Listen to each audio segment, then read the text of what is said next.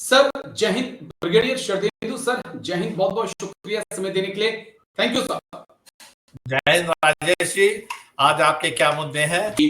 LOC को 4 से 5 पाकिस्तान के ड्रोन उड़ी सेक्टर में देखे गए और अब खबरें आ रही है कि भारत ने भी जो आधुनिक गैजेट्स हैं उसमें ड्रोन्स हैं, सर्विलांस सिस्टम हैं, उनको LOC पर पहुंचा दिया है और मॉडर्न तरीके से जो है LOC की निगरानी भारत कर रहा है। उसमें ड्रोन सर्विलांस, नाइट विजन तक का इस्तेमाल किया जा रहा है।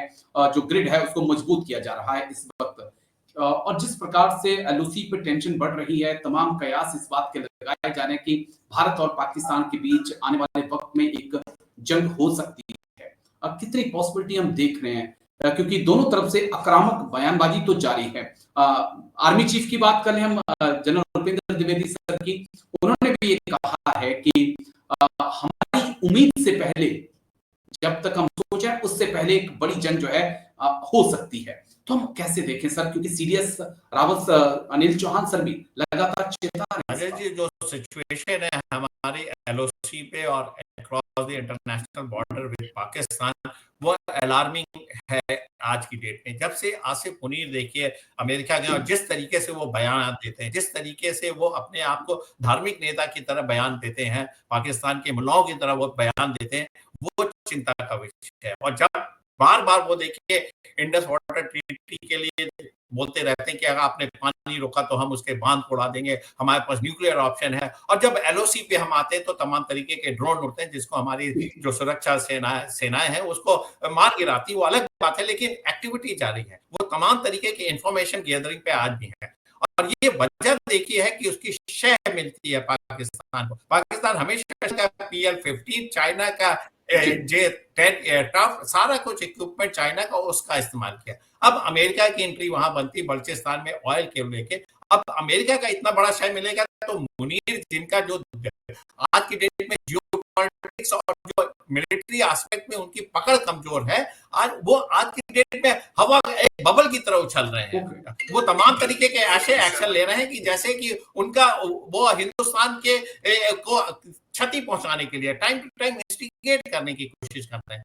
लिहाजा हमें सजग रहने की जरूरत है। और जिस तरीके से हमने अपने integrated air defence weapon system को रीअसेस किया, रीडिप्लॉय किया, रिकॉन्फ़िगर किया है, जिसमें ज्यादातर इंडिजिनस आइटम है, इंडिजिनस वेपन है, वो देखने वाली बात है। देखिए लड़ाई शुरू होगी एयर बैटल के तौर, तमाम तरीके के ड्रोन, तमाम तरीके के मिसाइल्स, रॉकेट और एयर स्ट्राइक की जा सकती है। उसके लिए हमें एक इंटीग्रेटेड डिफेंस सिस्टम चाहिए जो हिंदुस्तान ने इंट्रोड्यूस किया, जिसमें ज्यादा से ज्यादा आइटम इंडिजिनस हैं, हिंदुस्तान के आत्मनिर्भर प्रोडक्शन के तहत बनाए गए। लेकिन साथ में उसमें S-400 भी है, उसमें बाराक 8 भी है, उसमें तमाम ऐसे एयर डिफेंस सिस्टम है जो रशियन ओरिजिन के, जिसमें सैम की सीरीज है, short range, medium range, long range है। तो हम सारे तरीके से सजग है, तैयार है, और साथ में हमारा इंडिजिनस प्रोडक्शन चल रहा है। लेकिन एक बात राजेश जी मैं आपको बता दूं, पाकिस्तान पे रिलाई नहीं किया जा सकता है, चाइना पे रिलाई नहीं किया जा सकता। आज की डेट में हमारा जो ओरिएंटेशन, अब देखिए चाइना की तरफ हमारे प्राइम मिनिस्टर की भी विजिट होने जा रही है, तो चाइना से हम ट्रेड भी शुरू करने चले जा रहे हैं। लेकिन too much of trust on China will be a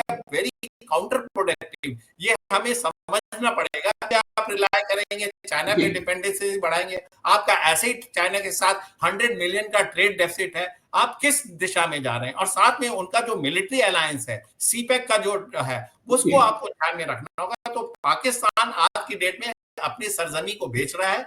Asif Munir जो है हर चीज बेचने के लिए तैयार है, चाहे उनकी एयरफील्ड हो, चाहे उनकी सरजमी हो, चाहे ईरान के खिलाफ सर्विलेंस की बात हो, और इन सब का फायदा उठा के वो तमाम तरीके के आर्म्स एम्बिशन लाएंगे पाकिस्तान में, और इसका इस्तेमाल सिर्फ और सिर्फ भारत के लिए करेंगे। ये चिंता का विषय है, इसलिए हमें सजग रहने की जरूरत है। इसलिए हमें रीअसेस, कंसीडर करना चाहिए कि हम अपने एयर डिफेंस के साथ साथ उन सारे सैनिकों को बॉर्डर के और उनके एक्शन के लिए प्रोफेशनल काम के लिए वेल ट्रेन रखें, और जब भी मौका है उसको कभी भी किसी भी टाइम फ्रेम में लॉन्च। बहुत अहम बात आपने कही है।